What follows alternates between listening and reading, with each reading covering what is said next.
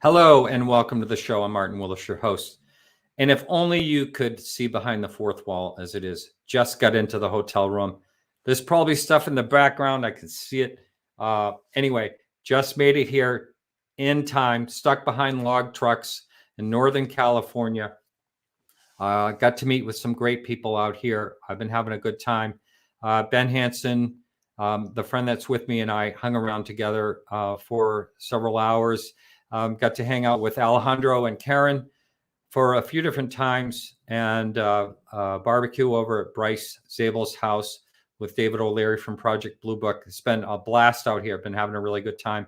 And so next week, I hope to have Gary Nolan down in Stanford. I'm just waiting to hear back from him to see if he's good to go on that. If not, we do have a really fantastic guest that was part of the Vietnam War.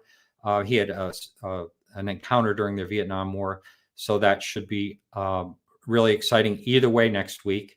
And we'll be doing that still from California out here. Just a couple things. Our blog this week is UFOs over Pine Bush, which was a place I was at just about a month ago, somewhere around there. And another great blog by Charles Lear. Thank you, Charles, for that. Our guest tonight is Dr. Bob Gross. I met him out in Phoenix, I believe it was 2019 or 18. I can't really remember for sure. A great guy. He's going to be talking about kind of how the UFO, the things seem to be flowing forward, and how he can, with his education background, kind of get the word out there, and a lot of other things. We'll be talking on several different topics about that. I do want to touch on something, and in no way am I trying to say that I'm a great person and everyone should listen to me, but I will tell you a situation. Last night I was asked to go on a radio show. I believe it was a live show. And the topic was the three things that are going on the second part of the American Horror Story, which is a great series in its 10th season. I was surprised to hear that on Netflix. And the second part of that is about the Eisenhower UFO agreement, quote unquote, SERPO, and also about Valiant Thor. And so all these stories, in my mind, are major hoaxes, but American Horror Story is using them for their entertainment and show this year. So basically, I was asked to come on and talk about those things. The person with me, we were researching these things while I was driving north in California. And I'm kind of just laughing at some of the aspects of these things. And so I called back the publicist and said, hey, look, just to let you know that I think all these things are just BS and it's all hoaxes. And, I need for the host of the show to know that's the approach that I have to take. And he says, yeah, well, you can say alleged this, alleged that. Anyway, I got booted. I got booted off the show because I wanted to say what these things really are, which are all hoaxes, and they're so crazy. If any research is done at all in any of these things, they totally fall apart, each and every one of them. So the point I'm getting at is you have to watch where you're getting your information. If you're new in this topic and you want to understand what's going on, if you listen to the person that may have taken my place, they're going to be all sold on the idea that all these things that are way, way out there, fringy, really happened. And if you really want to know things that really do happen in the UFO field, you have to watch where you're getting your information from. And it's kind of too bad. I've seen a lot of things over the years where kind of this fantasy will all of a sudden turn into a fact. So you just have to be careful if you're new in looking into this topic. And anyway, we're ready to bring in our guest this evening. Bob, welcome to the show. Thank you, Martin. Great to see you again. That's right. Dr. Bob, I should say. Yes. Yeah, it was great. You were on we had a big round table. Do you recall that? Yes. Yeah, that was a blast. With 2018 at the International UFO Conference. Yeah. Yes. Yeah, lots of fun. So, Bob, since then, you have been looking into what's happening in the UFO field and your thoughts. Let's first of all, before we get into any of that, let's hear about your background and what got you interested in this topic to begin with, if you would. Well, first of all, I really enjoyed your introduction just now. What you said was exactly on the mark. And I hope I can, prove that to you this evening with the information that I have for you. But again, my name is Dr. Bob Wenzel Gross. I'm originally from the Pittsburgh, Pennsylvania area. And by nature, I'm a creative artist who selected music as my preferred medium of expression. And I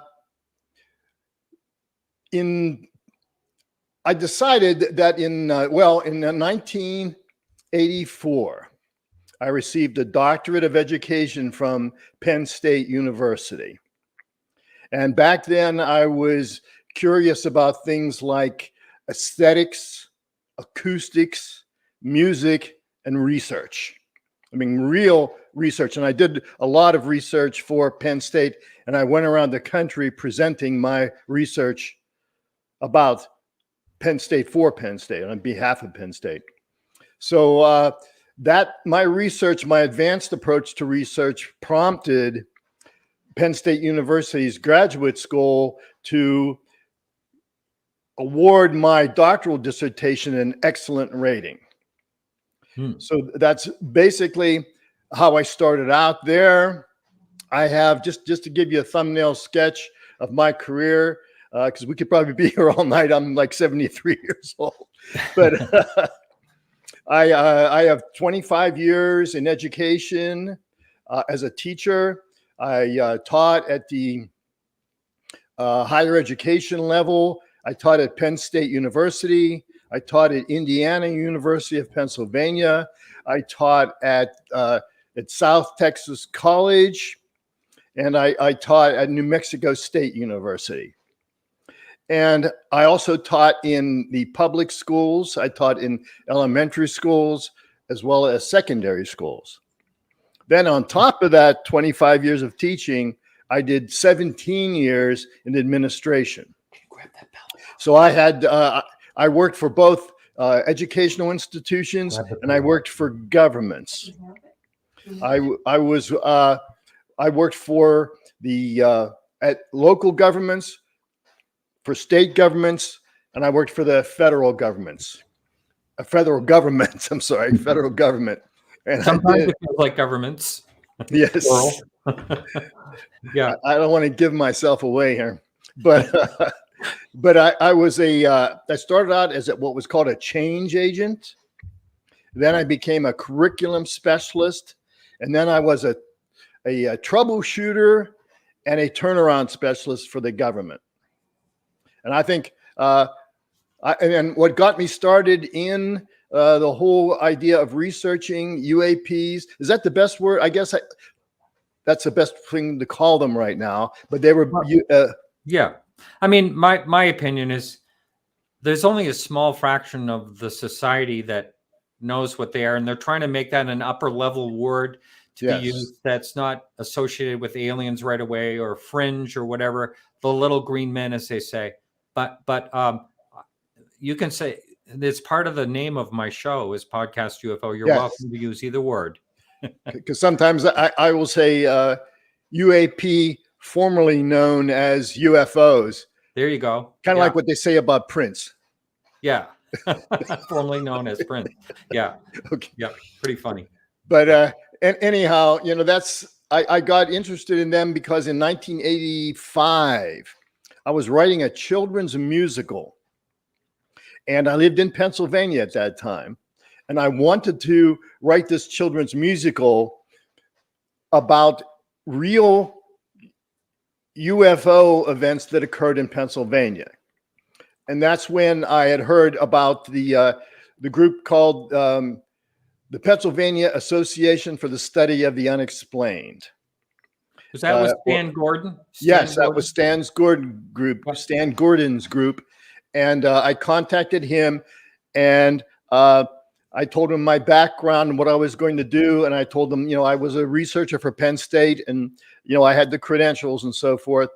And I still had to go through a background check and an interview. And I think it was one of those baseline psychological tests. And then they accepted me into, it was called PASA. And they were a pretty reputable group back in 1985. But that's how I got started, and it grew from there. And when you were involved in that group, how much did you get involved in that? Like, they have so many things going on there. According to Stan, there's all types of cryptids, and I mean, Yes. Were you involved in all of it? Yes.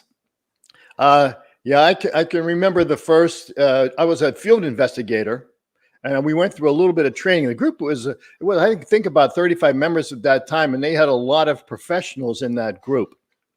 And I remember he assigned me to go out, and another person who was a movie producer. We were going out to investigate this one strange things that was happening at this one house.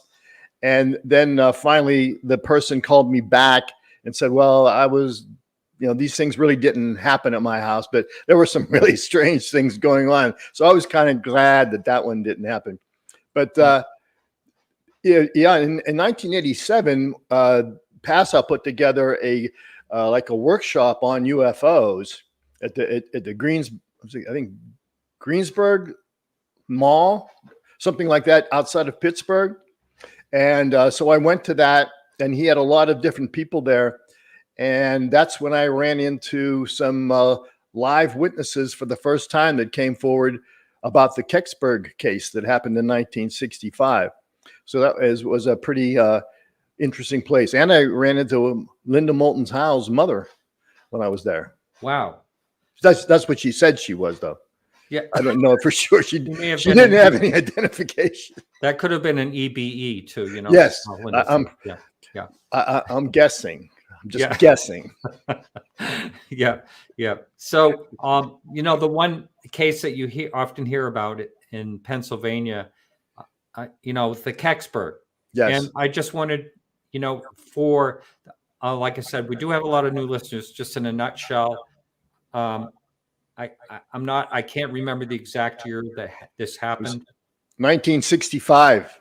Do you want to just do a quick nutshell? And I want to know your opinion of that one. Okay. And this happened in 1965. I was just a kid back then. And I lived in the Pittsburgh area. And one day, I'm making a long story short, but I have a twin brother, and we were sitting in the car. It was a 1965 Chevy Impala, if you can imagine that. So we were sitting in the car, and on the over the radio we were listening to KDKA, and a message came over that a UFO flying saucer, or no, it wasn't a flying saucer. They just said a UFO had been sighted outside of Greensburg, Pennsylvania. And so we drove home right away and asked our parents if we could drive out there, that was about 50 miles away from where we lived. And they said, no way, not the way you two drive.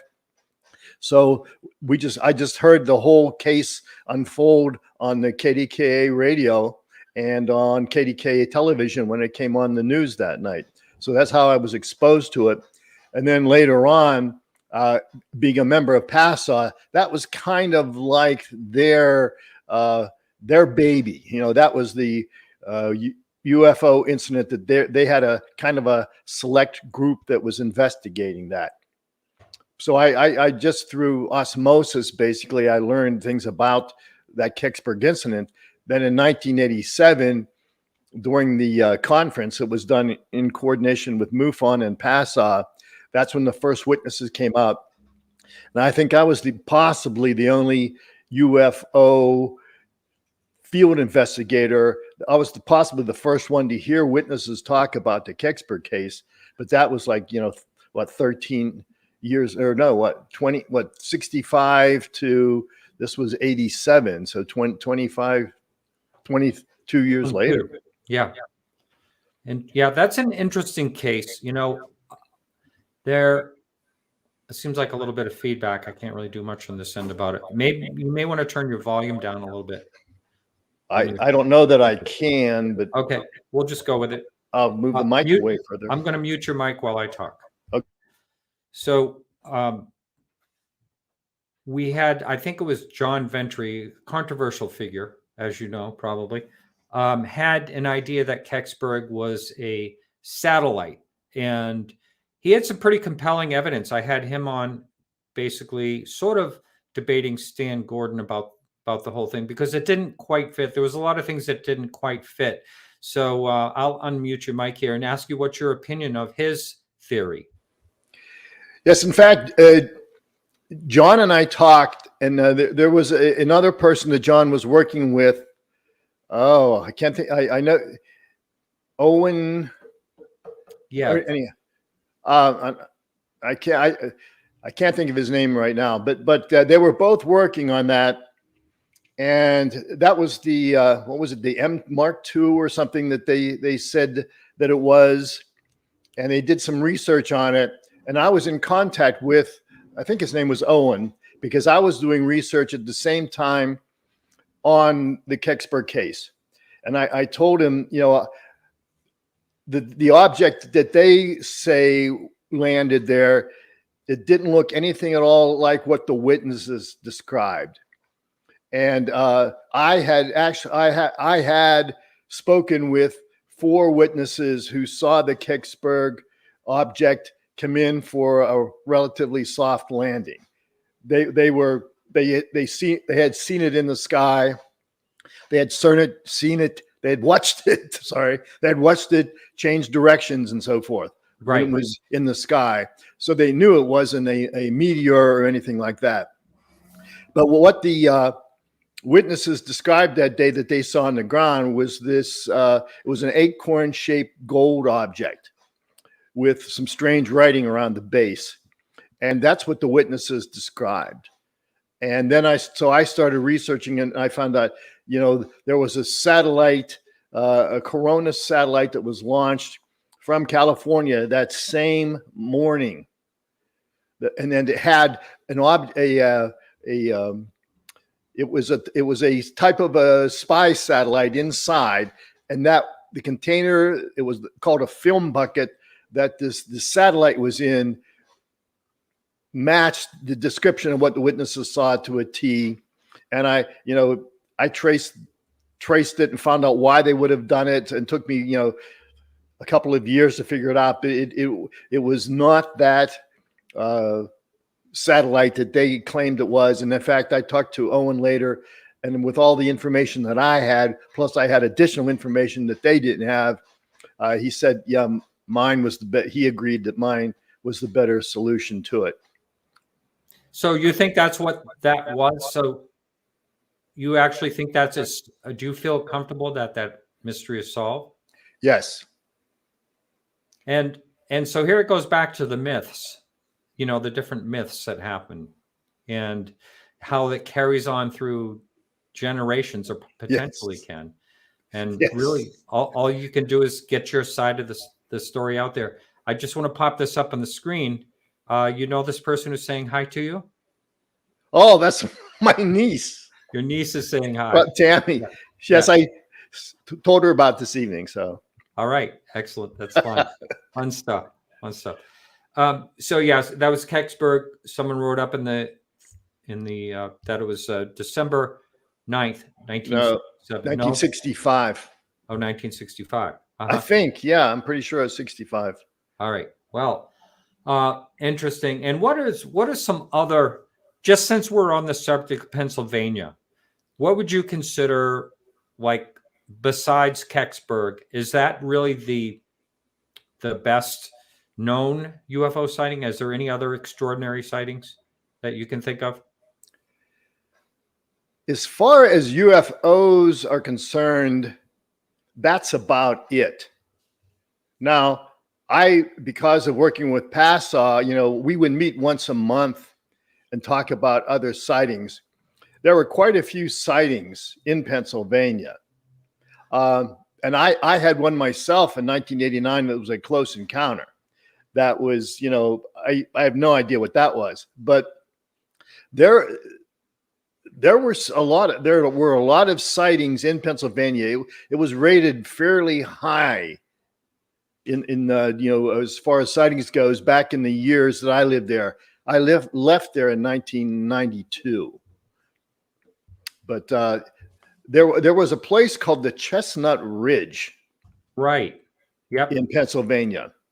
Yep. And there were all kinds of strange events that happened along that ridge, including the object that I saw in 1989 that had been seen in different spots other than where I saw it in Ebensburg, Pennsylvania.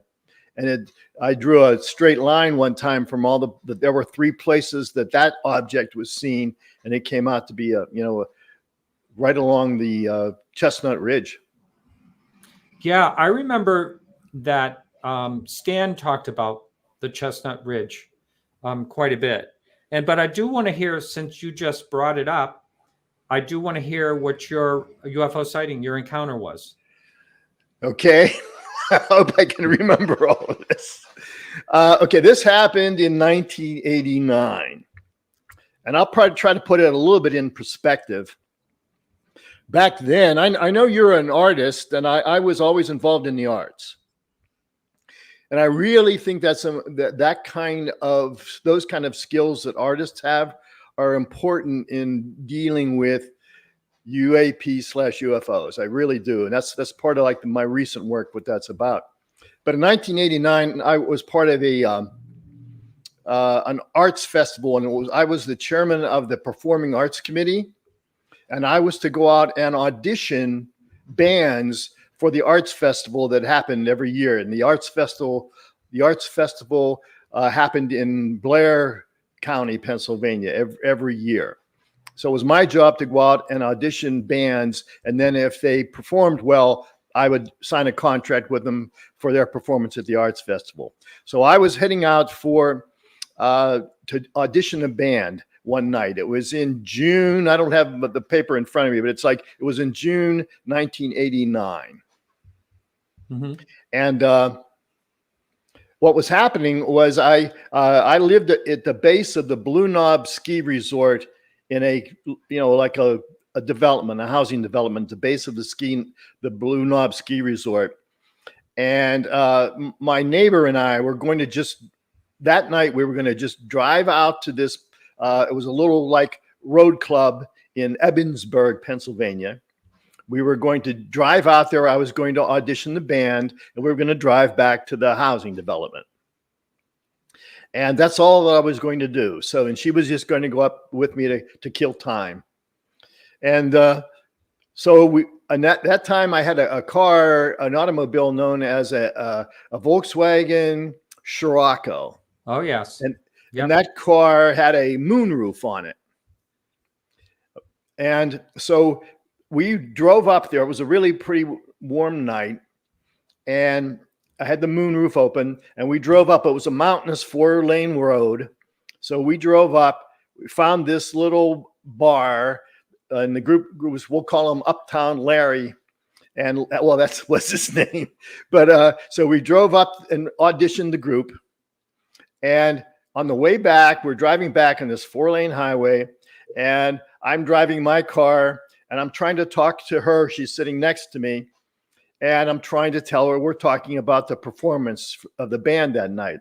When all of a sudden, I was looking out over to her to my right, and I saw something start to move outside of the car's passenger side windshield on her side.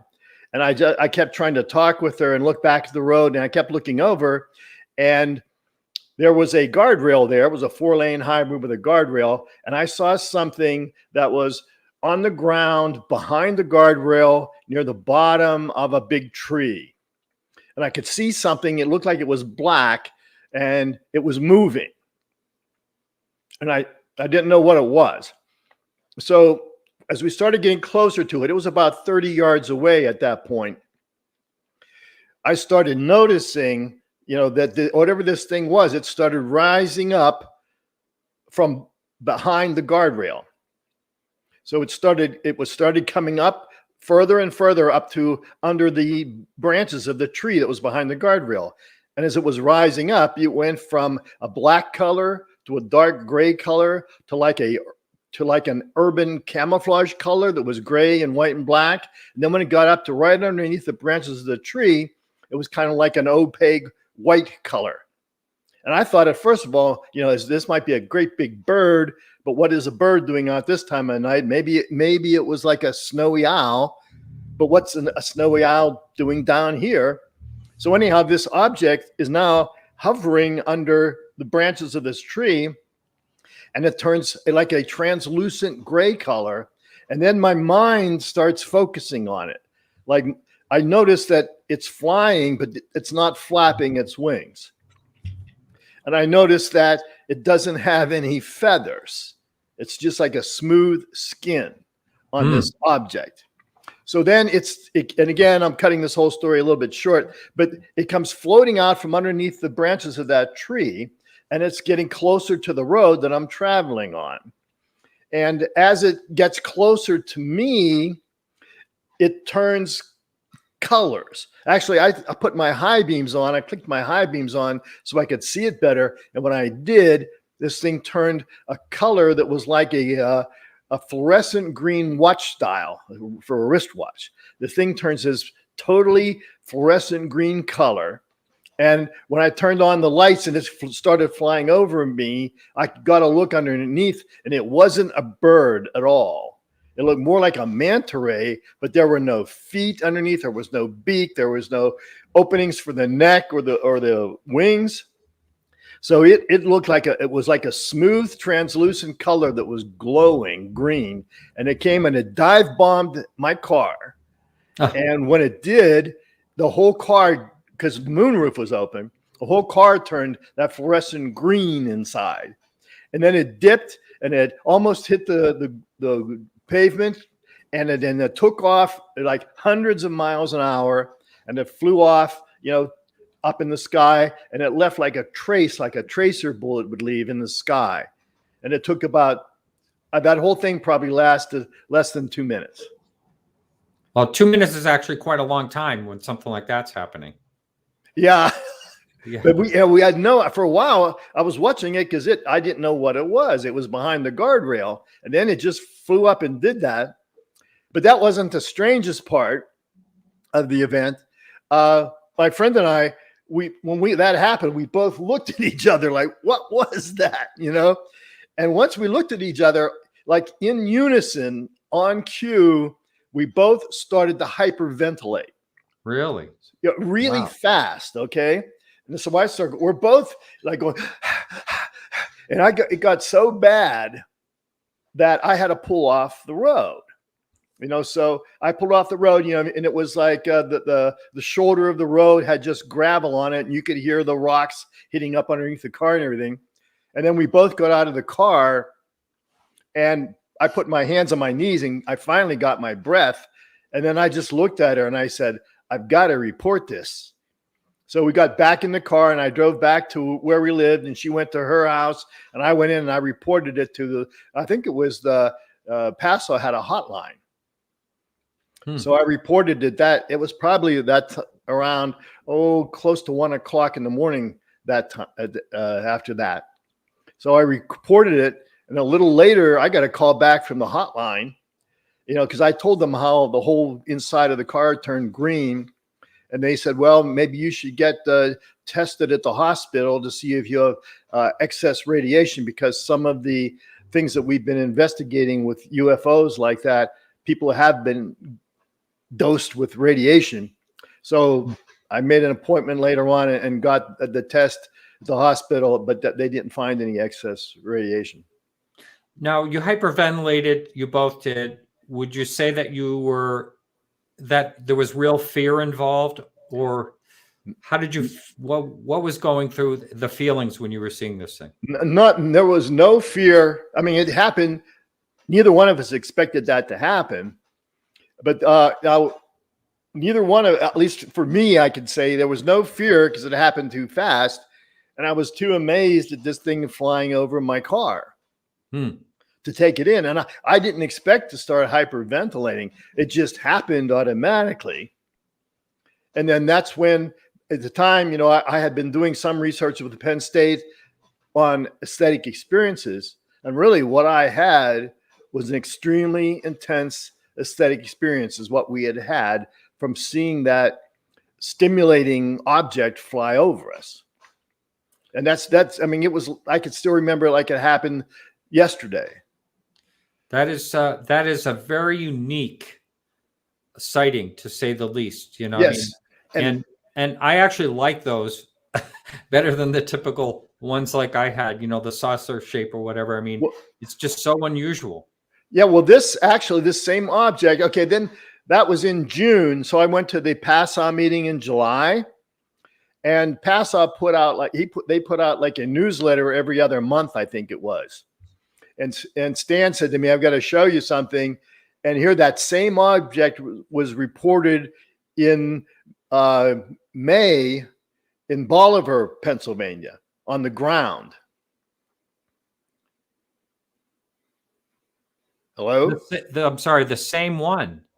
Yes, except it was on the ground, and it was glowing on the ground, the same color, and all the area around, like it was near one of those rural mailboxes, and that whole mailbox and everything was that same green color. And then in 2004, I think it was, the same object was seen in West Virginia. Same exact object, except it was gray and not green. It was still in the gray phase. And it dive bombed that car too. Yeah, I mean, your best guess of what the heck, I always tell people, I don't know what they are, whether extraterrestrial, interdimensional, time travel, you name it. What's your best guess on what you were looking at? If I'd see that, if I'd see that today, I'd probably say it was some type of experimental drone. Mm-hmm. Just because it looked like a drone, it looked like a manta ray, but it was, it wasn't flexible. It wasn't moving like, its wings weren't flexible. But the thing is, what got me was how my brain was working on it, and it was working on me. And then the whole aesthetic experience, like have had a lot as a musician and artist, I've had a lot of aesthetic experiences. That was the strongest one I've ever had in my life, and it's stuck with me ever since. Wow, that is quite amazing.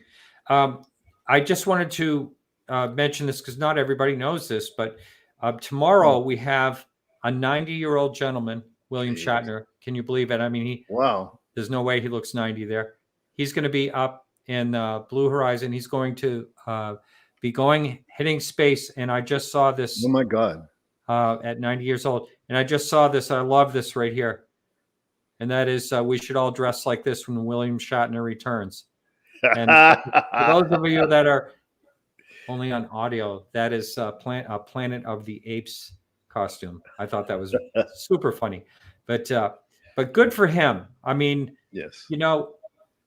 At 90 years old, why not try something that's really dangerous, right? Why not? And, yeah. I mean, he's got more energy. I had someone on that portrayed him in a continuing series of Star Trek. He got to meet him and hang out with him. And this was, let's say, 10, 15 years ago. And he said, I didn't have the energy that William Shatner had. And this was a young guy in his 40s. So good for him. Rode a motorcycle across country and most of cross country in his 80s. Really? Yeah. Wow. I mean, guy just keeps going.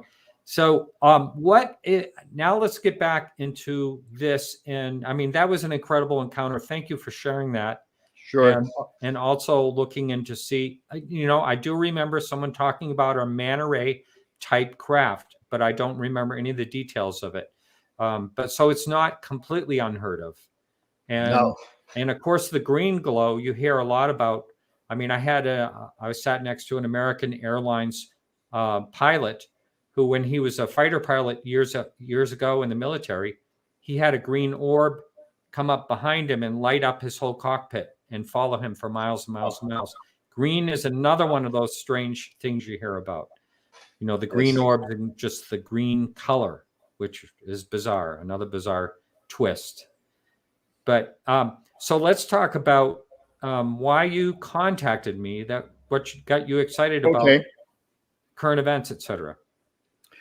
Well, I'm not quite as old as William Shatner is yet, but Yeah. there are some really exciting things going on right now. That's in the UAP, let's say, the whole area of UAPs. What's happening right now, I find extremely exciting. Not only because of my background, but also because I have had a career in education, like I said, for 40 some years involved in education. And some of the research that I've done, and I'm a very serious researcher. I'm very aggressive, and I try to look for evidence. And I consider myself a scientist. Like, I started out as a musician out of need and an artist out of need, but I'm a scientist. I'm sorry, I was a musician out of nature, but I'm now a scientist out of need. I just need to investigate those things. But what was happening is that recently, starting back in June, there are 3 events that really got my attention. Do you mind if I wrote this down? Is that okay if I read those to you? Yeah, sure. Go ahead. Yeah. And I think basically the whole idea of studying UAP has finally turned the corner, and it's really headed towards more of a scientific approach to studying UAP. And that's going to be a big jump, I think, for some people. And what got me thinking this is that, first of all, science describes a body of information that's gained through curiosity. So anybody that's still curious about things is going to have to get involved in science. But without evidence, like you were saying earlier, there is no science. So all of this has got to be scientific in nature.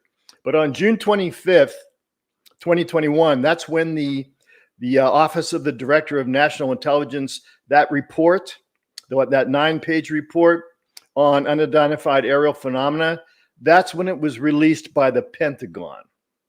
And it was only a 9-page report, but I started seeing some evidence that the government was admitting there's a catch-all category of things out there that they don't understand.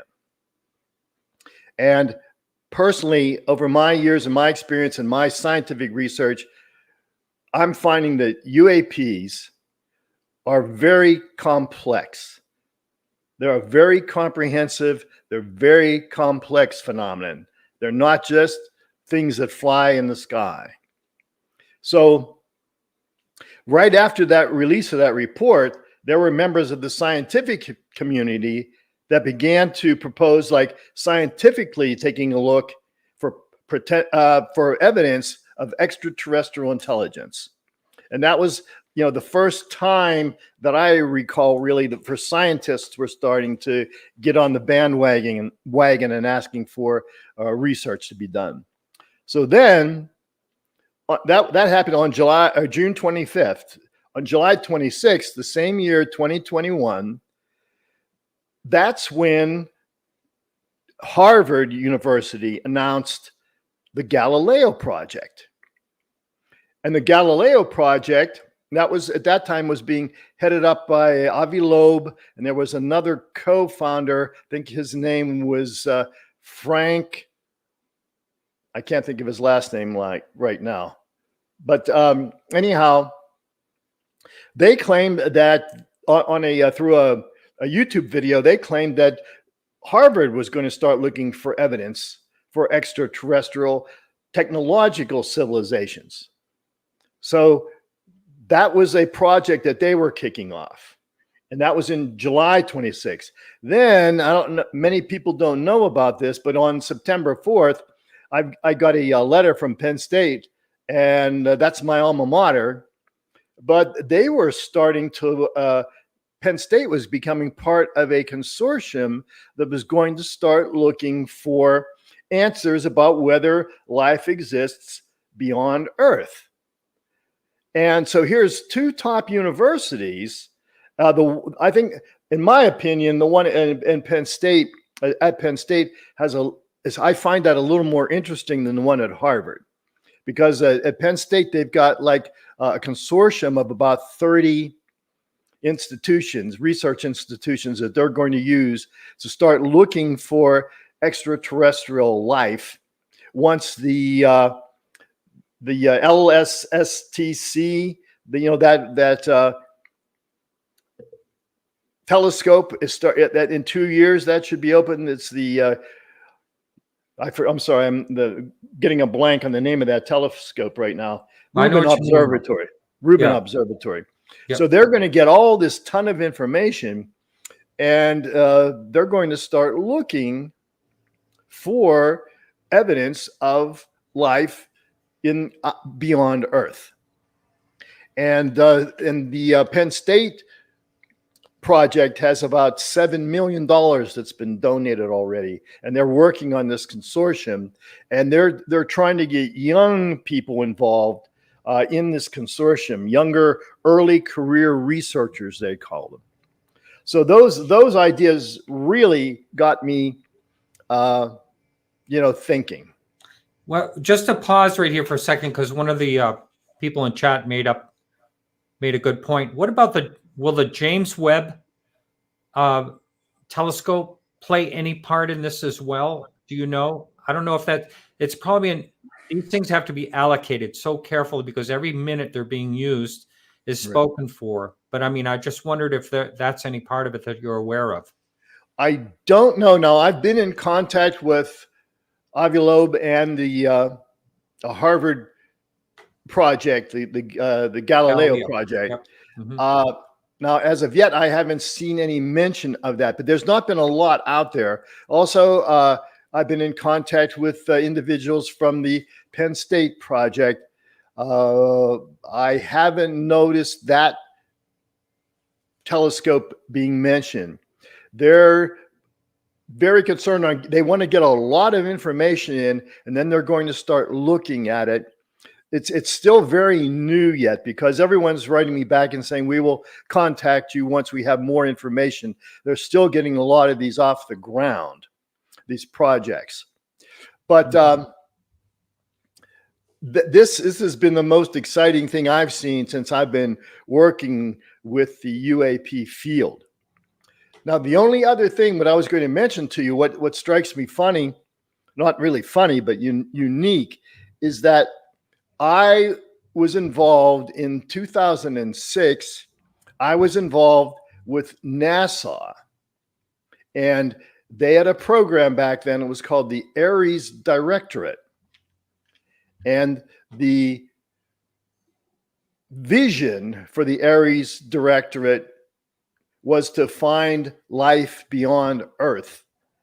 And their mission was to search for life throughout the universe.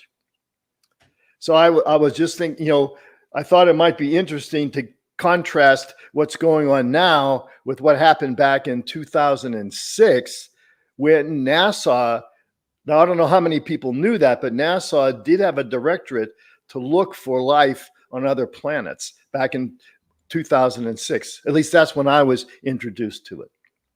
Now, would this be through some type of biological signature in an atmosphere or something like that? How would they?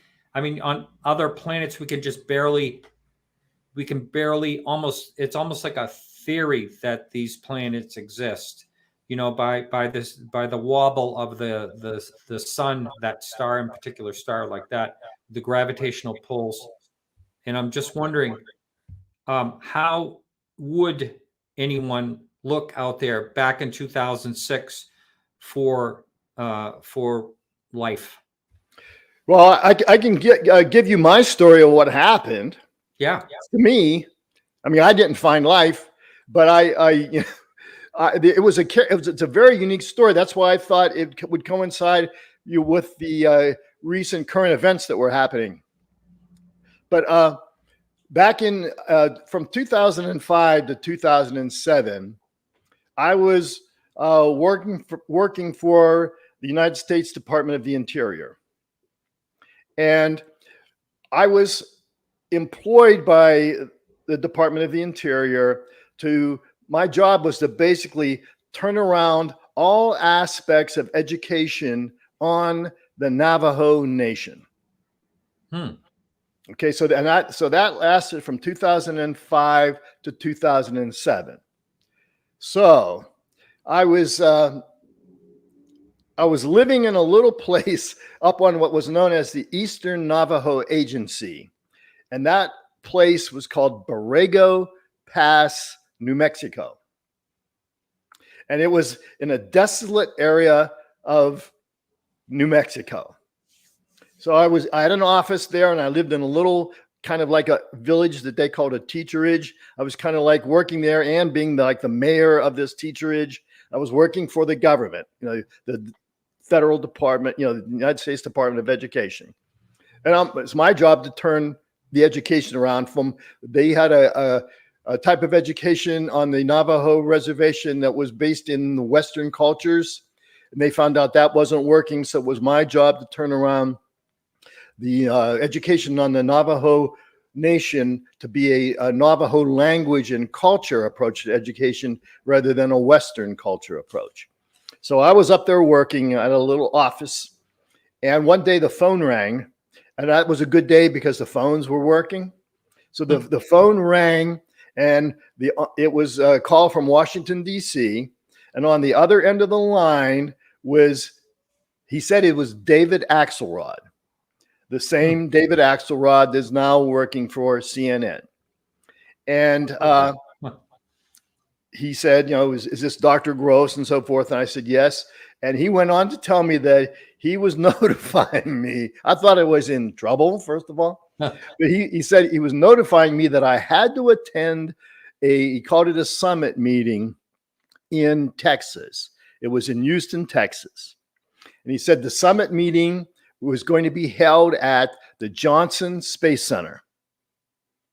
And that's all he would say, other than he said that I had to bring two of my best and brightest Navajo teachers, two teachers that were Navajo and that were teaching on the reservation. I had to bring two of those teachers with me down to this meeting at the Johnson Space Center in Houston, Texas.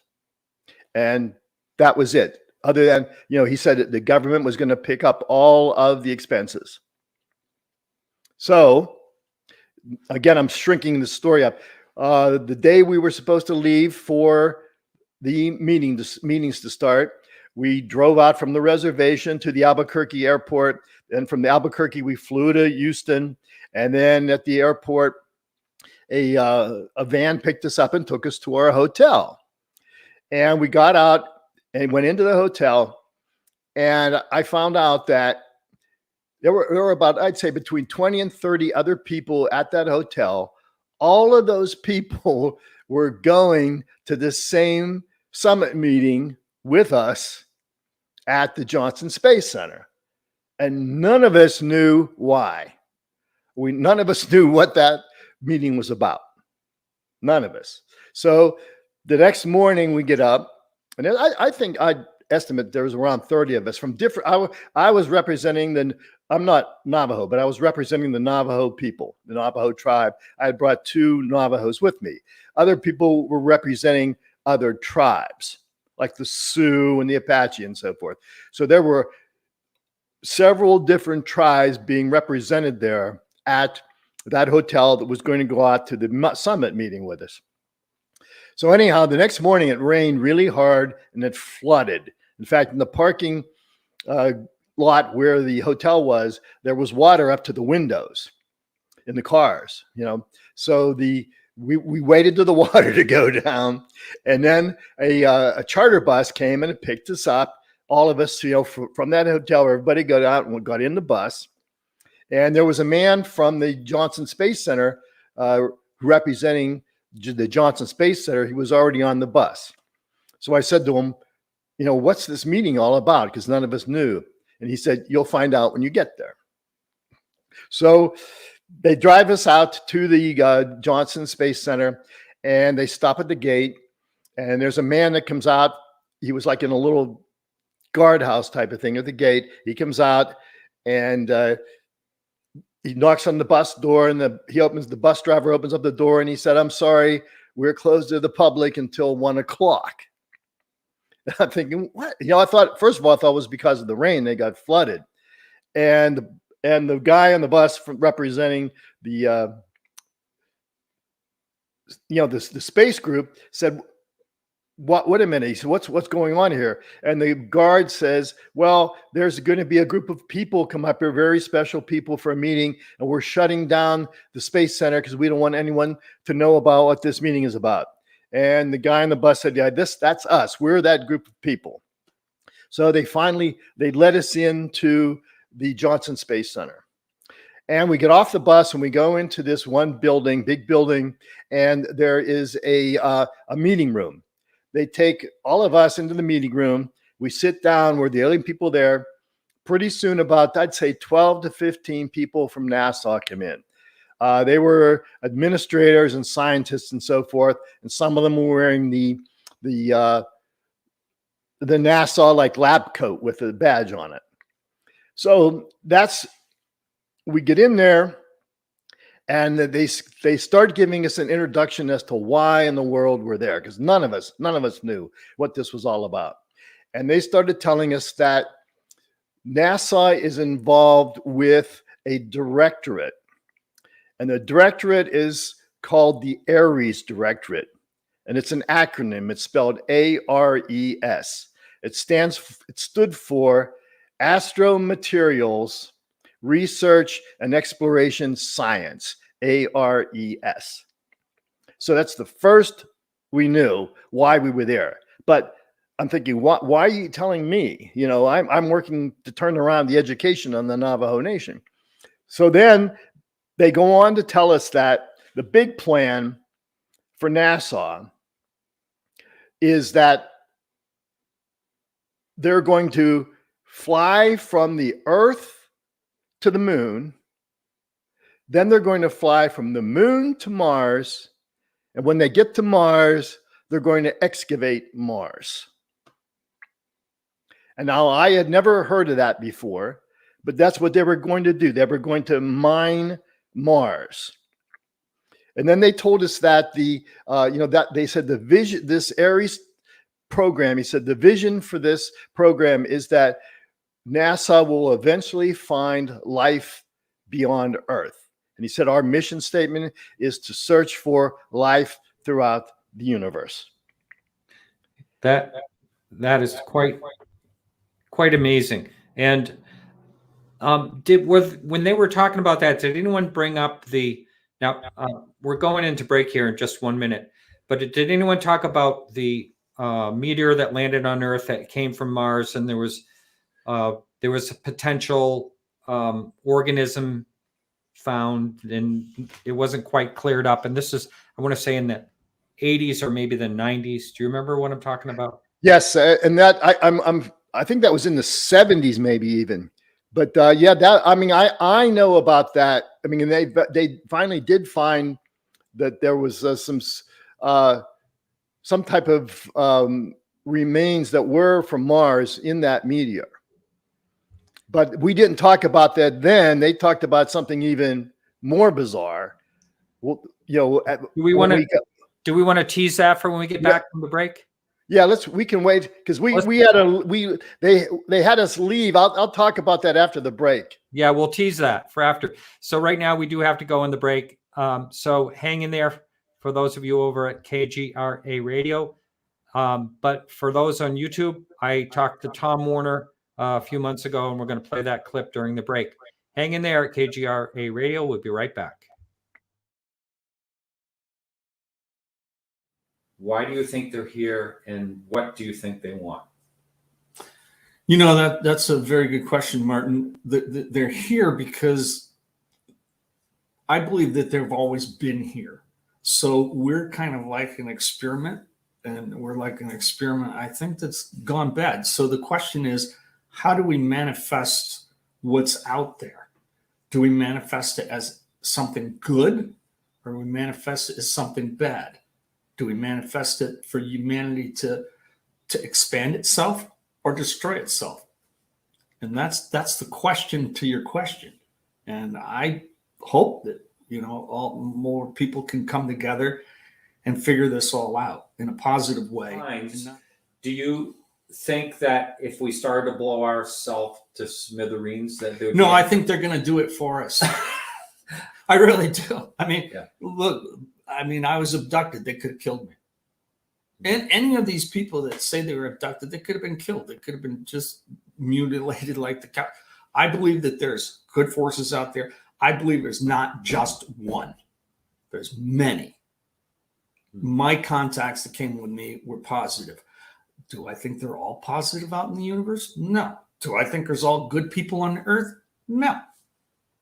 Well, here's another question along those lines. As far as you know, all the people that when the Berkshire incident, quote unquote, happened, do you think all the people have that same thought that it was more of a positive instead of a negative, or do you think some people think there was a negative? Some people thought it was, it's how it's the problem with these things is people want sometimes talk about things and make them negative, but were they really negative?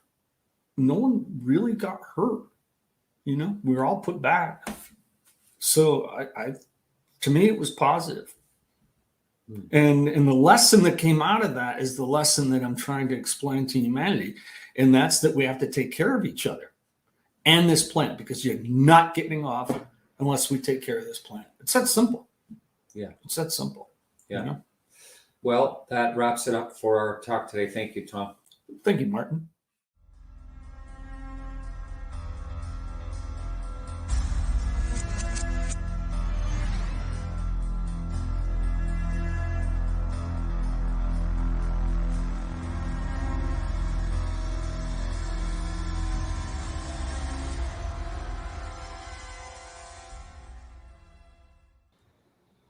In 3, 2, 1, go.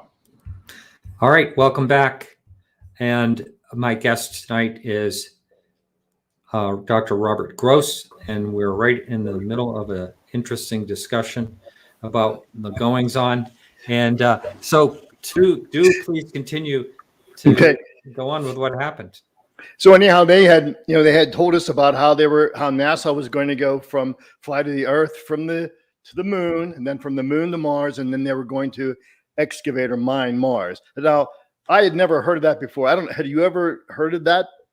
No, I know they've talked about like the helium-3 excavating that on the moon, the great energy amount that could come out of that, but I never heard about Mars excavation ever. Well, there's more here. I think it's related to what you're talking about too. So anyhow, once they told us that, they took us out and they put us back in those little buses because there was nobody at the Space Center since they closed it for our meeting. So they took us out to a hangar and they showed us his vehicle. It was part rocket. Let's say it was a part like a plane / rocket / glider. And they were already working on it. And it was going to fly over Mars. They were going to fly this over Mars and survey it before they started excavating. Okay. So then they brought us back. They put us in the buses. We got to see this thing. So knowing it was on schedule, at least in 2006. So then they brought us back in the buses and they took us to the Mission Control Center. Now, I don't know if you've ever been to the Mission Control Center in Houston, but there's you know how they have the big control room and it has all the computer monitors. Yeah. So we took us into that room, and the International Space Station was orbiting at that time. So they just let us see what was going on. Then behind the Mission Control Center was like a peanut gallery. There was this like a wall of glass, and then behind the wall of glass was this peanut gallery, with the high seats, and it was a very nice peanut gallery. It was more like a kind of a planetarium or a movie theater. It wasn't just bleachers. So they took us there, all of us representing the tribes, and pretty soon about 4 astronauts came out of one of the back rooms. Okay, they had a doorway and there was a back room, and they came out and they started talking with us, and they told us that was when they told us that the space shuttle had flown several top secret missions that no one had ever known about. Well, the question I have, and by the way, I made an error. That's helium-3, not hydrogen-3 on the moon. So let me just ask you this. If that is the case, you can't just launch the space shuttle without anyone knowing about it. So, see, and that's what I was thinking too. I said, I thought I saw every space shuttle launch, that there was. And now here's how they did to prove it. I mean, they were serious. They weren't clowning around. They weren't going to give us prizes or anything. But when you're talking about this, did you have a non-disclosure? I mean, well, did they at the end? I did. Yes, they waited till I had. How are you talking about this now? Oh, do you remember? Okay, in 2018 when we were at the international, Yeah, and they asked me to be part of a panel with 2 astronauts. I missed that. I had to leave, but yeah. Okay. Anyhow, at that time in 2018, I did not have permission to talk about this. So when I was on that panel, I thought maybe you were there, because I started talking a little bit about this on that panel, and the whole sound system went down. So I said, they found out that I was talking about this. So then right after that, when I went back from that, I did contact people from NASA. And now nobody that I worked with in NASA back in 2006 was there anymore. But I did get written permission to talk about this, especially since the ARIES program ended around 2013. Now it's not over yet. I mean, we've got like between 20 and 30 people representing Native American tribes there in this room behind the Mission Control Center. And I think there were 4 scientists came out, and I'll add a little more to it to give you an idea how they were giving us proof. Okay. They were pushing this little cart. It was like a cart that you might have coffee on or selling donuts or something. It was a little wheeled cart. And on that cart were about 6 plaques, wooden plaques. And they told us, first of all, about NASA flying several top secret missions with the space shuttle. And they said they uncovered these plaques, and they said that each plaque had on it a patch that those astronauts on those top secret shuttles wore on their uniforms.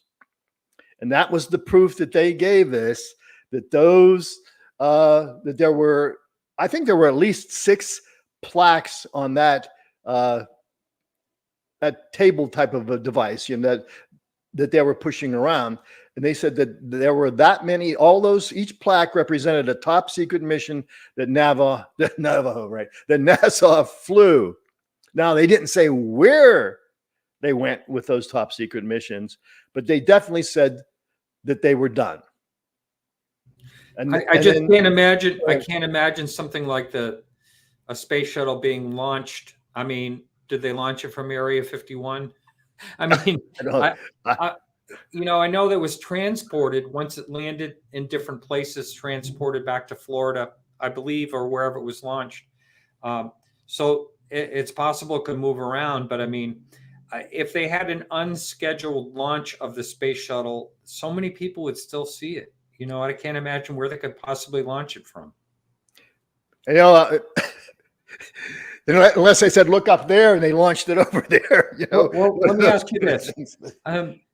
Is it possible that they were out on a mission and then they did something separately? See, they wouldn't, and this is the whole thing. This is why, you know, I'm telling you this on this show. The whole time I was there, they weren't giving me a lot of answers, but I'm pretty aggressive, you know. So I wasn't, you know, the Navajo tribe was one of the largest Native American tribes in the United States. And there was no way I was going to commit those people to this ARIES project if it was going to be dangerous. And I made that clear to NASA. But, you know, what they were, when they said, I mean, that shocked everybody in the room. I mean, I'm on the Navajo reservation, which is, it's hectic to say the least to live there. And I'm trying to turn around the whole educational system. And now they're telling me they want me to get involved with going to Mars, you know. So, and and the stuff they're telling me isn't good because it's not over yet. I mean, they tell us that there were 6, or they didn't say 6. They just said this is how many, and it looked like 6 plaques on the cart. They said this is how many top secret missions NASA has flown. They didn't say what they were about. They didn't say what they were. Okay. So then they were going to move us out of the Mission Control Center. They kind of left it there. So then we all go out to the parking lot in the Mission Control Center. And I'm really, you know, pretty upset because I don't know what's going on right now or why we're there. All of us are pretty upset. So there's a big crowd of people out in the parking lot. And I start going up to the NASA scientists and whoever was there trying to find out more. I said, what's going on? And they wouldn't say anything. And then they started saying that, okay, here's the deal. And it wasn't any better. They said that when they go from, when the current astronauts in 2006, when those astronauts go from the Earth to the moon, and then they go from the moon to Mars, they're going to find things on Mars that they will not be able to psychologically handle. So when the astronauts get to Mars, those astronauts that get to Mars are going to run into things that they can't psychologically handle. But okay. Just remember where I stopped because there's more to get to that. Yeah. All right. Well, this Richard makes a good point. Why were you being told these things?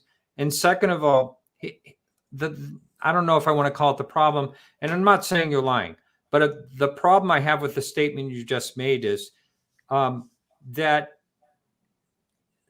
they would have to be briefed ahead of time with the possibility of what they may be seeing. And so how could they not handle it? That's why I was there. Oh, okay. And not just me. That's why the Native Americans were there. That's what when he was saying, he asked, why was I being told this? Yeah. Or why were you being told these things? Okay. That's what I'm going to cover next. Oh, okay. All right. We could just end it here. But yeah, let's leave it. But seriously, then we'll come back next week. We'll come back next week. Yeah, we'll come back next week. No. Continue on, please. I might not be around. You never know. But now this is the first time I've gone through the whole story since I got approval to. But anyhow, I had never heard of any of this before. Okay, those top secret missions and all that stuff. So we're out in this parking lot, and it's going to look like it's getting ready for a gang fight, and I'm getting ready to be in the middle of it. Because this stuff is not laying with me well. So what they started telling us, okay, why we were there was that Native Americans, and I can verify this, Native Americans think differently about things. When I was working on the Navajo Nation, and I was in the, this is, Navajo Nation is on parts of New Mexico, parts of Arizona, Utah, and there's a little part of Colorado nobody knows about where there's a chapter house. Okay, so they're spread all over the place. It's right now, I think there's after the COVID-19 thing, there's about 400,000 members. And Martin, it's a whole different world out there. They think differently. I had to know federal law, I think state law, each one of the states that they're involved in, those laws. I had to know local laws. I had to know traditional Navajo law, and I had to know fundamental Navajo law before I could even start working there. It's very complex. They don't think like us.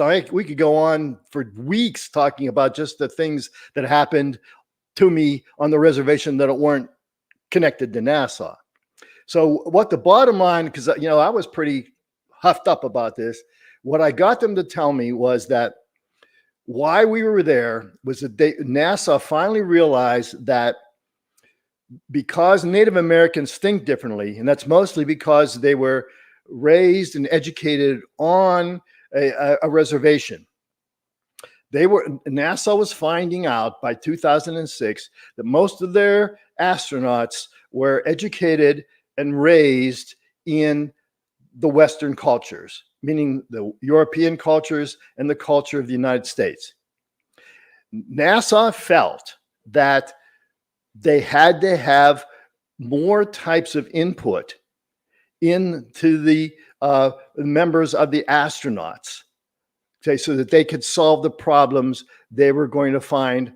Now, they were just worried about Mars, I think, at that time, but they said that they were the astronauts who were currently in 2006, who were predominantly immersed in the Western cultures, were not going to be able to address and handle, psychologically at least, the issues they were going to find on Mars. Now, that's all they would say to me at that point, okay? So we're all out in this parking lot. But that's why we were there. That's the first time we found out we were there. And it wasn't, it was in a parking lot. It wasn't even officially in a newsletter or a meeting. So we're all scrambling around. Finally, the buses show up because they were going to take us to, I think, a cafeteria to meet with NASA engineers and talk with issues to them. So we get in the buses, and it's those little vans, like, again. And I get onto a bus that's mostly just NASA. So you can imagine how well that went over. So I finally corner this one. I think he was a scientist from NASA. And I said, what kind of things are you expecting the astronauts to run into when they get to Mars? Because I didn't know if they had found life on Mars, or if they had found out. What I was thinking is maybe they found out that the laws of physics on Mars aren't the same laws of physics on Earth. Because I'm thinking, what could cause the astronauts not to psychologically handle being on Mars? So the one guy, I can't say that I intimidated him, but I cornered him. Okay, the one scientist. And I said, look, I'm representing one of the largest tribes in the United States. If you don't give me a concrete answer as to what kind of things they're going to face on Mars, I'm not going to get involved in the ARIES program, and I will not commit the Navajos. I said, they've been pushed around most of their lives. I'm not going to commit them to this project. So he finally said, he said, okay, I'll give you one example. And I said, okay, one example is better than no example. So he said, okay, NASA already knew that on Mars, there was a natural gas, and that natural gas was extremely volatile. So I said, how volatile is it? And he said that, okay, he said, you've seen a space shuttle. And I said, yes. He said, you've seen the space shuttle has a cargo area. And I said, yes. He said, okay. He said, imagine making an airtight container that's the size of that cargo area. I said, okay. He said, now, if you fill that cargo area size container up with this volatile Martian gas, that amount of gas would generate enough electricity to keep New York City's lights lit up brightly for a year and a half. And I said, yeah, that's pretty volatile. And he said, well, we need to have people who think differently about things so that we can extract the gas from the Martian soil and then transport it down to Earth without something terrible happening. And that's the only example I could get him to give me, or them to give me, at that time. So NASA, they had you in to talk about this. They had, they are looking at the Native American culture, and for you to bring your best and brightest of whoever it is to train them to become astronauts.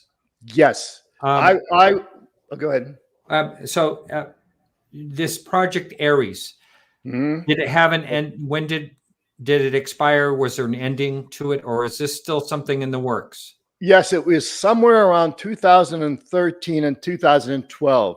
I think they ran into some kind of difficulty with booster rockets or something, because it was my job representing. I represented the Navajo tribe. It was my job to screen and interview and nominate the best and the brightest Navajos to NASA for their ARIES program. And that's what I did. I think there were only one or two ceremonies that when I still worked there, because I left in 2007. But that was my job. I had to screen them. I had to talk with them, look at their scores, nominate them into the ARIES program. So the thing that I find very strange about this is that if indeed these things, and I believe I'm not saying I don't believe any of what you're saying, but that is so difficult for me to grasp is why they would let you talk about such an incredible story. And this gas, do they have a name for it, a compound of why it's so volatile and so full of energy?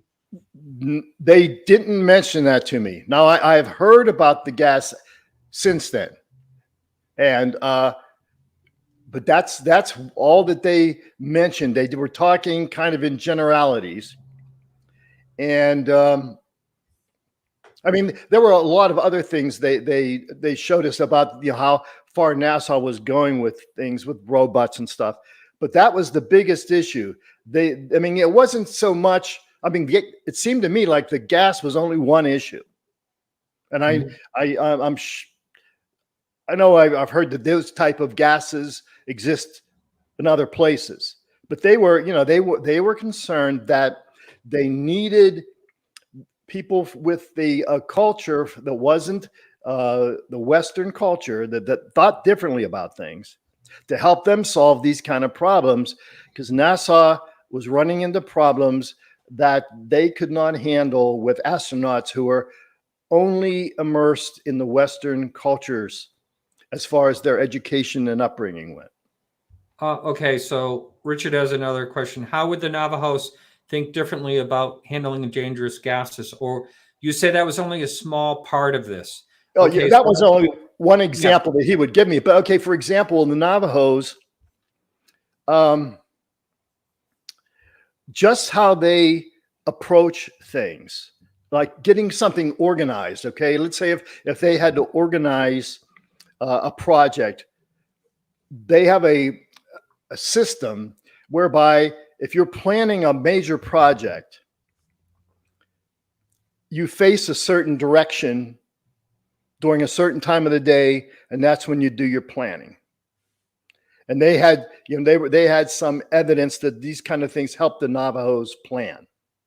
Then when you were getting ready, further on down the line, there was another place you'd go and you face a different direction, and then do that part of planning. These kind of little nuances in the Navajo culture, and other Native Americans have these same type of things, are what they were looking for, different approaches. Like the Navajo language is totally different. It has, it depends on what pitch you say the word at. It depends on how you cut the word off at the end. You could have two words that have two different meanings depending on what pitch you say it at. And if it's like yetahe or get-to-het, that all depends on how you translate the word. Like they might not say that here's a green pen. They might say, here's a pen, a writing utensil that's the color of grass. Now this is only the Navajos, but Native Americans think totally differently. It's a whole different place to live on the reservation. It's amazing. And you know, I was dealing with shamans every day. So NASA felt that they needed some other outside source of knowledge to help them solve problems that they don't even know that they're going to run into. Now, again, I thought, my instinct was that maybe on Mars there are different laws of physics than we have on Earth, and that might cause them, you know, a lot of issues on how astronauts think. And they never mentioned anything about finding extraterrestrial life forms. Yeah. Well, you know, I mean, when you first said that at the very beginning, the first thing I thought of is they may see signs of possible, you know, extraterrestrial life, which may, you know, kind of shake the reality a little bit, which I still think is a possibility. I mean, Yes. It's still possible that, you know, Mars obviously had plenty of water on it at one time. Yes. Before it lost its, what's it called? The magnetosphere. You know, it was probably holding in the water and holding in atmosphere to protect and to develop life. You know, I still think it's very possible that there could be signs of life found on Mars. And yeah, and the life couldn't, like there were several occasions where huge objects crashed into Earth when Earth was populated with some type of life. So in our, you know, what's the word? Not our galaxy, but our solar system, there could have been parts of life on Earth that could have ended up on different planets in our solar system.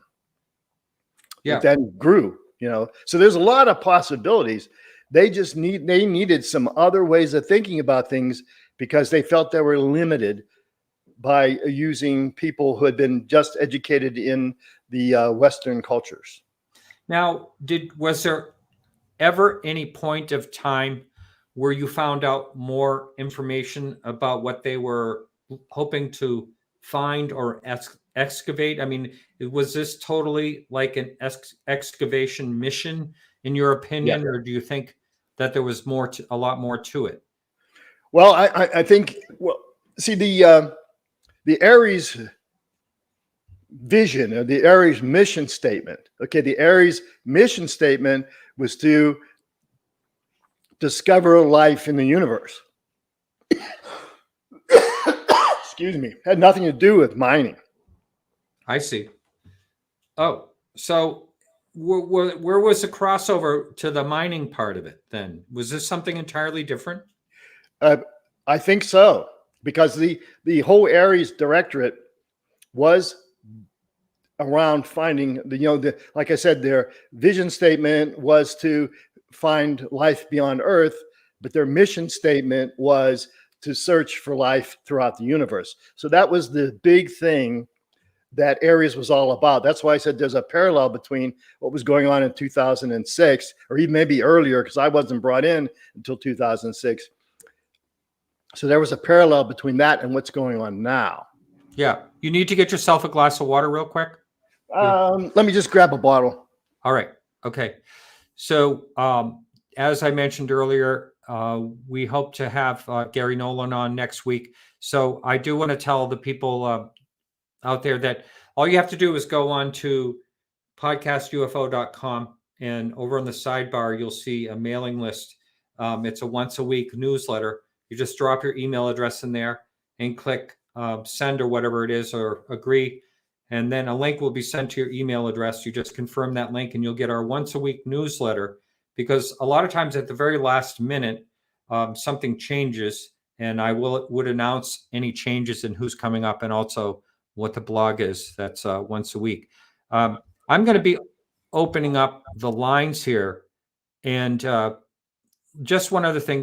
There's Mike Adams has a in the chat is saying, why excavate Mars? But this sounds like to me, and correct me if I'm wrong, that if you can get a container of gas, even though it cost millions and millions and millions of dollars, maybe even billions of dollars to get back, why would that be worth it to power New York for so many months? I mean, is it really enough energy to make the cost worth it? That was beyond my pay grade. They only, I was there for one more day.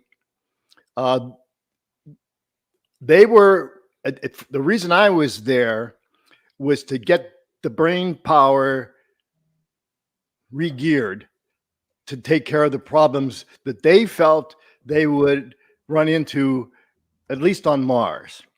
And knowing that, I have no idea what those 6 top secret missions, or how many there were, the space shuttle top secret missions were, or where they went.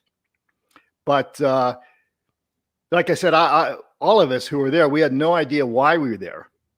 And when we got there, the reason we found out why is we were trying to mix the way of thinking of the Native Americans in with people who had been educated in the Western culture. And that was the biggest, that was the reason we were there. I mean, we weren't going to be mining or anything like that for them, but they needed our best and our brightest, and that's who they wanted to work with. But they had to be Native Americans who were basically brought up on the reservation. I think that is quite interesting that they would look for a cultural difference to handle a certain situation. And are there examples of astronauts, Native American astronauts? I don't know. Well, I know that I recommended students to the program. I don't know how far they got because, like I said, I left the working with the Department of the Interior in 2007. I see. I have opened the lines up, and we already have someone on the line, and that phone number is 855-472-5483. We have Stephen from Grand Rapids, Michigan. Stephen, welcome to the show. You're live on the air. Excellent. Thank you, Martin. Thank you for what you do. And for Dr. Robert, thank you for the conversation. Dr. Robert, my question is in regards to, I know that shamans worldwide typically take psychedelic drugs to enter into the spiritual realm. I think that's been fairly well documented. I don't know if that is, I know that an archetype too of when you enter this realm and when you take psychedelics is the UFO occasionally pops up. I don't know if you have thoughts, and maybe that's why Native Americans in particular were invited to the program, but I'd love to hear your thoughts, and thank you both. Thank you, Steve. You want me to say hello? I can't hear you, Martin. Go ahead and answer his question, please. Oh, okay. Yeah, I used to hang around with the medicine men quite a bit when I was on the reservation. Very, very interesting people, but they have different solutions to things. Now there were things other than UFOs or flying saucers that they would talk to me about, the medicine men, that is. And there were a lot of strange things that happened up on the reservation when I was working there. That's what I was trying to, let's say, clear up. I'm really not at liberty to discuss in detail some of the things that went on there. There were odd things going on there that, let's say, only the medicine men could deal with, and they definitely were shamans.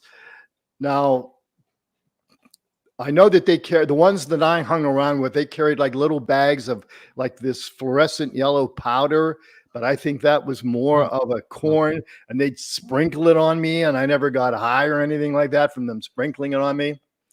But there were a lot of strange things happening there. And one of my solutions was, before I left, I hired a shaman to come and bless the area where I was living and working, to see if maybe that would stop some of the things that were going on. But there were strange things that were hard to explain. You want to go? I always love to hear about strange things. Okay. Let's go into a couple of details of what was happening. Okay. Well, okay. How long ago? Let's see. All right. First of all, like, I was hired, I think, in June of 2005 to go to work up there by a colleague of mine who was working with me in New Mexico State University. They had a team of consultants. And again, my job was to turn the schools around. That's what I do well, let's put it that way. So I was hired in June. He committed suicide in July because he couldn't handle the things that were going on up there. Things that I would find happening up there. And I don't know exactly what they were, but like I said, when I'd get up there and I first started living up there, I'd take a shower and my body would be cherry red afterwards. And I figured this wasn't quite normal. So I put another filter in my coffee pot thinking that would take care of it, but it didn't. So I went and I found out that in the water supply that they had been using there for years, it was 2.5 times the amount of uranium in the water than was allowable. Wow. So I had to shut down the whole place and replace all the pipes and the water tower and all that type of thing. There were strange things that would happen all the time. Like, somebody got in one time and into the basement and tore out all the phone wires and everything. So we were cut off from civilization.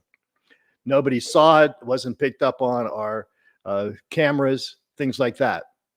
So there was, and you had to, luckily I'm a little bit, being a musician and an artist and all, I'm used to strange things. But yeah, there were two members of the team that I started with. One committed suicide and the other one had a nervous breakdown. I was still going strong. Wow. Well, someone wanted to know, did their decision tree mostly end up at mushrooms? I mean, did they, do you understand? Okay, that's a good point. Some of my staff that I had working under me, they had cards that permitted them to use peyote. Oh, peyote, yeah. So that's cactus, right, or something? Is that? I don't know. I wasn't into it at that time, but I didn't try to buy any. That's what they all say. Yeah. Yeah. But they actually had cards. It was legal back, there. There were all sorts of things that you just couldn't imagine. It's like turning around the Western culture, of 180 degrees. They had places up there where they were safety zones where, let's say, a person could commit a crime and then go there and they couldn't be prosecuted as long as they were there. And like when you were dealing with Navajo fundamental law, let's say that you stole something or injured somebody, that you might negotiate a deal where they could take something of yours, or they got to do something to a member of your family that was detrimental. Wow. It was unique. Now, getting back to your water, I don't want to stay on that too long, but it sounds to me, you know, you hear about radon in the water and, you know, the issues and things like that, health issues. And what were the health issues when this was in their water supply? Was bad. I mean, I mean, again, when I had to shut down, it was like a little village. I had to shut it down. And then I had to, we had to replace the pipes, and I had to bring in what they call water buffaloes so the community could have water to drink. But then I ended up, it was taking so much time, I had to move the whole community to another place in, it was called Grants, New Mexico. So we had to find a hotel and take the whole community and live there until they could redo the water supply. But the people there, they were not physically in good shape. When I was on the reservation, I picked up a disease known as Clostridium difficile, or C. diff. And when I left that, you know, when I went to the doctors and I started getting really sick, and they said that, yeah, it was definitely C. diff, and I probably got it up on the reservation, I almost died. But there were a lot of other people that worked with me because they had worked at in the uranium mines and some earlier. They were not in good shape. In fact, when I went to a doctor, because I couldn't go to the same doctor that the Navajos went to on the reservation, I had to go to a doctor that would treat people who were non-Navajos. And I told her that I found out that, and it was found out that it was the Navajos that were selling us the water. That they knew it had the uranium in it in the long run. But I told her that I had been drinking water and using water that had 2.5 times the amount of uranium in it. And she said, actually, for where you're living, that's not too bad. Oh, jeez. And, you know, I was worried that I was going to start glowing in the dark. Yeah. Yeah. It was health issues. I mean, I was highly trained and educated in these kind of things all the time. The government would, you know, send me to training sessions. People would build houses on top of uranium mines, a housing development, and you'd go by and you'd see yellow ore around the basements, and they would build a wooden house but not paint it. I mean, it was just it was a whole different way of approaching things.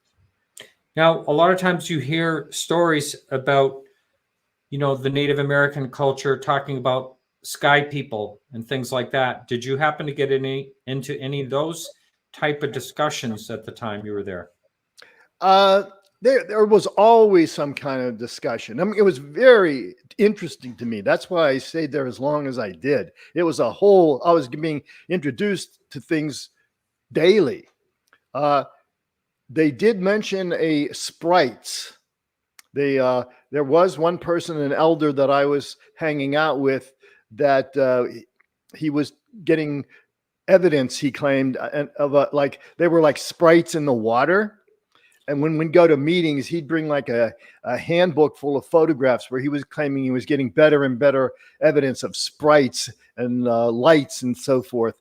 And there would be sounds I hear at night. I have no idea what those sounds were being made. Now, I thought a sprite was when the lightning went up. Yeah. So yes, yes. And he was, if I'm not mistaken, I think back, he was getting photographs of, they looked like lights or lightning that they were in a lake, it was considered to be like a sacred lake. And he was showing photographs of that. Now, also, like I also worked in Washington, D.C. for what was called the TBAC, the Tribal Budget Advisory Committee. So when I would go to Washington, D.C. and lobby for the Navajos, I'd just go up, you know, meet with other members of tribes, and everybody had stories like that. So, I mean, it's almost like if you believed in it, it happened. Mm-hmm. Mm-hmm. Just a reminder, the line is open. We have Bill standing by, and that number is 855-472-5483. Call in if you have a question for our guest. I know we haven't touched for a real long time on the topic of what you came on the show to talk Oh, about. yeah, But this whole thing, if this whole thing about the Native American culture is fascinating, and I would have never dreamed that they would be singled out as a culture for any reason like this. It's a very unusual story. It's very interesting. And, yeah, well, they weren't the. I mean, it wasn't just the the Navajos. They were all. They had. There were several tribes represented at that meeting. In at the Johnson Space Center, but they were definitely the whole thing is they were running into problems that they needed additional help with, ways of thinking about it. I see. So Mike wants to know, what is the most interesting story that you heard during your time there among them? Oh, I mean, every place I would go, there'd be a different story. There was Well, I think there was ones where with people disappearing or people turning into another person. shape shifting in a way or something. I guess it would call that. It was with the company that originally hired me to go up there with the consultants from New Mexico State. One of the ladies that worked there in that company told me that she had a trailer or something. They were moving equipment in and out of the teacherage there on the reservation, and she got the trailer stuck, and she couldn't maneuver the trailer to get it out of the situation it was in. And she said this young man helped her, and he got the trailer out for her. He said she never saw anyone drive like that before, and she wanted to tip him, and he wouldn't take any money. And he said, well, at least tell me your name and I'll send you something. So he gave her his name. And then the next day or two, when she went to find out who this was, the person was a totally different person. That sounds. I mean, that's the closest one that I could, to give you. That's pretty bizarre. So originally, when we talked about you coming on the show, you had mentioned that about education when it comes to the potential for learning about UAPs. So we only have about looks like we have 11 minutes left. It's hard to believe, but why don't you go into your thoughts on that?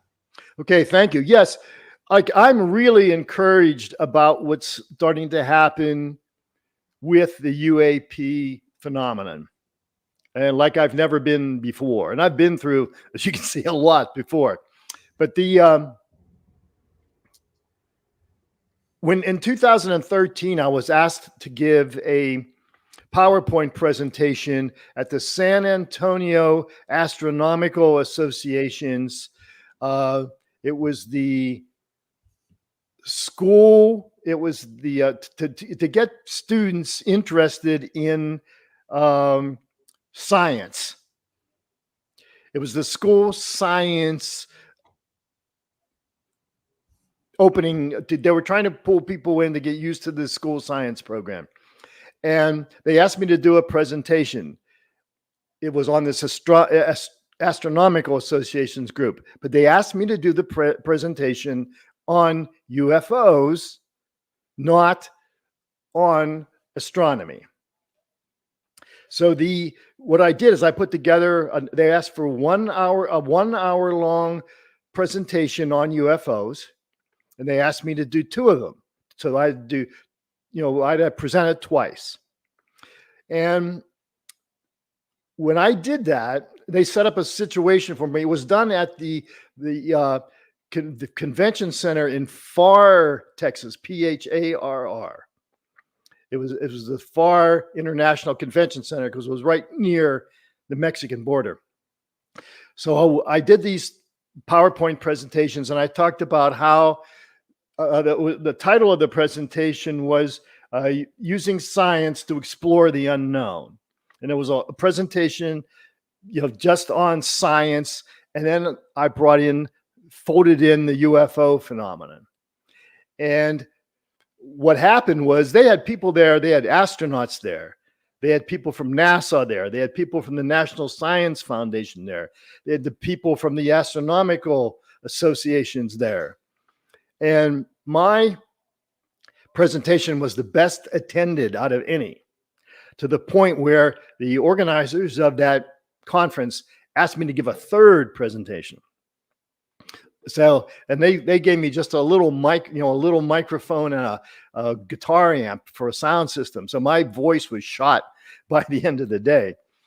But what I found out, and there was like elementary school students there. Their parents were there. There were secondary school students there. There were college students there. There were people from the science museums there. There were astronauts there. Everybody you can imagine was there, and they were coming to my presentation on UFOs and how to distinguish, a genuine UFO from something that's not a UFO.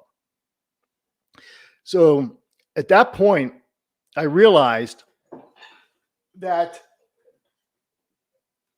the whole concept of UFOs and UAPs were a very strong vehicle for education in general. So that was in 2013. And from that point on, I started working on what I call an interdisciplinary approach to UAP education. So I came up with an interdisciplinary, I call it interdisciplinary UAP education. Now, interdisciplinary just means a discipline is an area of knowledge like history or science. Interdisciplinary just means that you're using two or more disciplines to come up with a unique educational program. So that's what I started working on, since that's what I used to do for a living. So I started creating standards and curriculum and so forth for that kind of a program. So I put together a program that has, first of all, it has 5 disciplines. And the 5 disciplines that I use in my program are UFO, or I'm sorry, I keep saying UFO, UAP history, UAP aesthetics, UAP evaluation, UAP synthesis, and then UAP, what are called their independent performance-based assessments. And what that would be for UAPs would be sky watches. So those are my 5 disciplines. I use all 5 of those disciplines to teach about UAPs, and it's all based on science. Now, the most important discipline of all of those is the aesthetics discipline. And I thought you, being an artist, might understand, how aesthetics works and things. Yeah, that was my number one question I was going to ask you on the list. Okay. Yeah. So, well, let me just talk, since we only have a few minutes, let me just talk about the aesthetics component pretty deeply then, a little deeply. My aesthetics discipline has 5 components to it. The first component is perception. And that has to do with perceiving an object or an event with your senses. And now some scientists, they used to say we had 5 senses. Now they're finding out that we have somewhere around between 21 and 33 senses. So my first component of the aesthetics discipline is perception. The second component is focus, because once you have realized that you have something special like a UAP that you're looking at, you start focusing on it. And your brain starts kicking in. So the third component of my interdisciplinary UAP education program is cognition. And this means that once you realize you've got something special or unique on your hands, your brain starts working on it. You start working on it, it starts working on you. And this is extremely important. Probably as an artist, you find out that this is when you start picking up the little nuances and actually levels of nuances in something. You have to be able to do that to really pick out a genuine UAP. So then the fourth component of the aesthetic experience involves what's called affect. And this is when you have what's known as a feelingful reaction, because your brain realizes you're looking at something that's really, really special.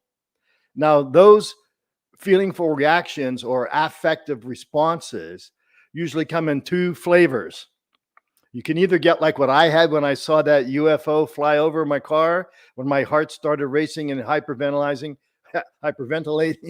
That's that type of heart racing, heart and pulse. That's one thing that can happen once you realize you're experiencing a true UAP. The second thing that happens is you get chills that run up and down your spine. And that there's a name for that. Actually, it's called Freon, F-R-I-S-S-O-N. So once your brain realizes you're looking at something very, very special, you start having that type of experience. And then the last component of my aesthetics discipline has to do with cultural environment. None of this can happen unless you're in an environment that really appreciates real UAPs. So you've got to be in an environment that values the UAP phenomenon. That's basically what that whole program puts together. And I'm already finding in ways I think it would be very useful. And since I've done this, to start putting this type of UAP education into the schools, because that might be the most reliable place to go. You can't really, live out with the government or the, the nonprofit UFO or study groups. You may have, there's enough type of scrutiny that would happen if you tried to put it into the educational system. But it really works. Mm-hmm. Excellent. Well, thank you so much. It's been, well, let me ask you this. Is there a way that someone could reach out to you? And do you have a way for people to get in touch with you? Yeah, if they go to my website, there's a way they can get in contact with me. And it's, I guess you would call it a website. It's www.bobwenzelgross.com. Wenzel, W-E-N-Z-E-L, right? Yes. Yeah. All right. Well, thank you so much, Bob. It's been a real pleasure. Always fun to talk to you. Same here. All right. Thank you. All right. You take care. All right, everyone. So thanks for being on the road with me. We'll be back next week, hopefully with Gary Nolan. If not, it's still going to be an excellent show with the Vietnam veteran that had quite an experience, one or the other. All right. Take care and remember to keep your eyes to the sky.